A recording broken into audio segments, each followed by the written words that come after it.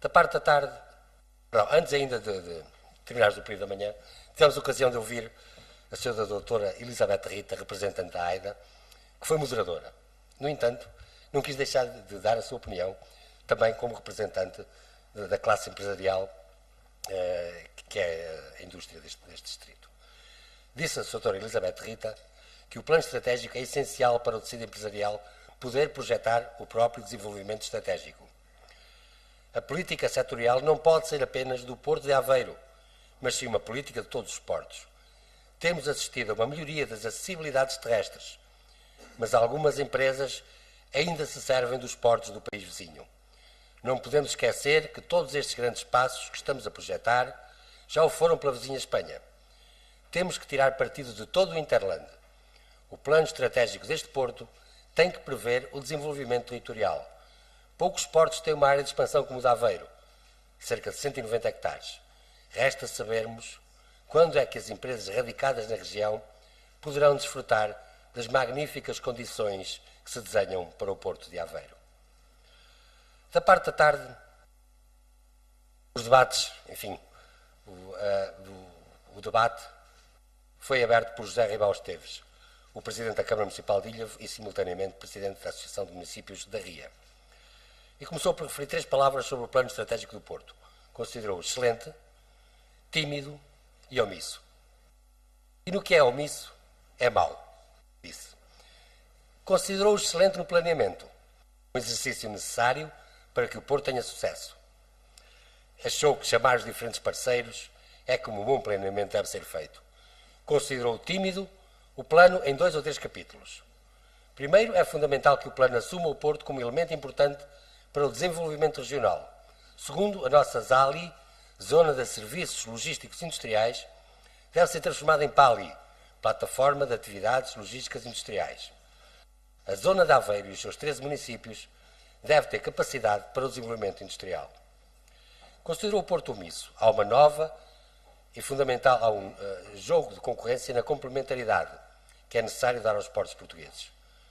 Não se pode ter um país tão pequeno com tanto porto a competir pela mesma coisa. E o Porto Aveiro tem capacidade de se diferenciar dos concorrentes mais próximos e mesmo de outros mais afastados. Desde logo, as plataformas logísticas da Guarda e de Salamanca são vantagens competitivas para o Porto de Aveiro.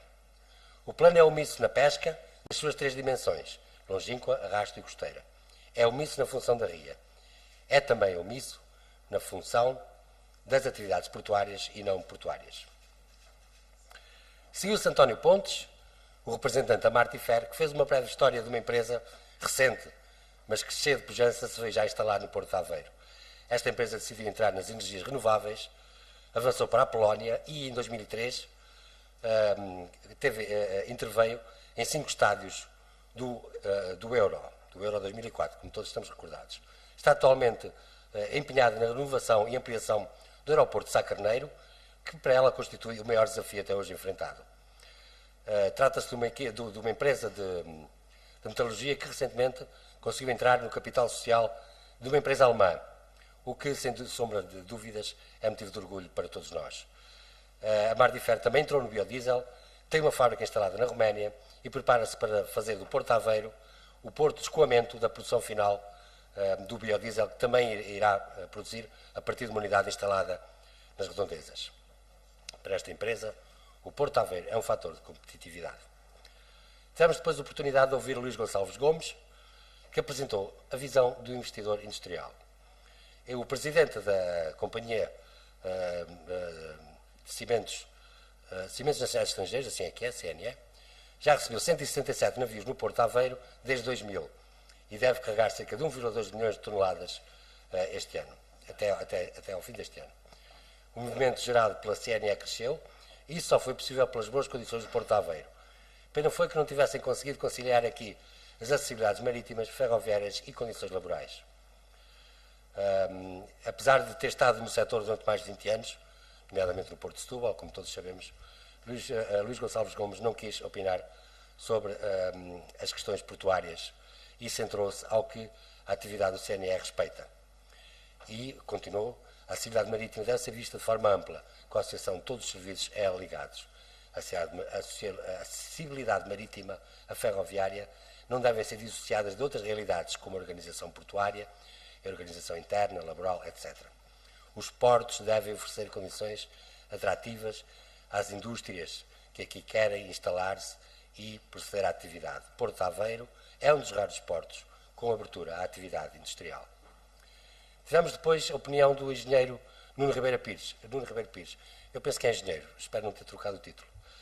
O senhor administrador da Ferpinta, que explicou a visão do utilizador. Ressaltou a importância no debate dos stakeholders. Diz ele, pela primeira vez, a Ferpinta foi chamada a dar a sua opinião sobre um porto que é cliente, o que naturalmente saudamos. O plano estratégico do porto é um documento bem conseguido, encerra uma boa análise. Do ponto de vista do utilizador, considera que o plano dá uma grande ênfase ao facto das empresas portuguesas não sobreviverem se não exportarem. Nós exportamos quase 50% da nossa produção e, no nosso caso, a via marítima representa muito pouco. Usamos muito a rodovia.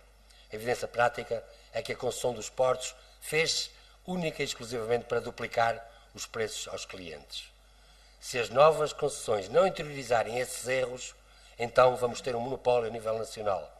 Uma visão muito míope de matar a galinha. E com a fuga de clientes, vai forçosamente ser necessário aumentar os que ainda se mantêm, para se manterem também as receitas que permitem satisfazer as elevadas rendas das concessões. Os aspectos negativos do Porto de Aveiro são a acessibilidade marítima, limitação na exportação, falta de locais cobertos para guardar a mercadoria, falta de máquinas de elevação. Sobre o conjunto dos portos, estes são um dos elementos para o aumento de competitividade da nossa economia.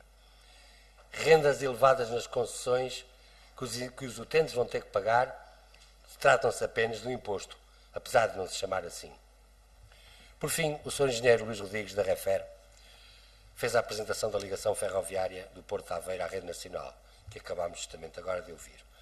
Trata-se de um projeto do Sr. Professor Câncio Martins, um projeto já aprovado do ponto de vista do impacto ambiental, procedendo-se, neste momento, à expropriação dos terrenos necessários à implantação da plataforma.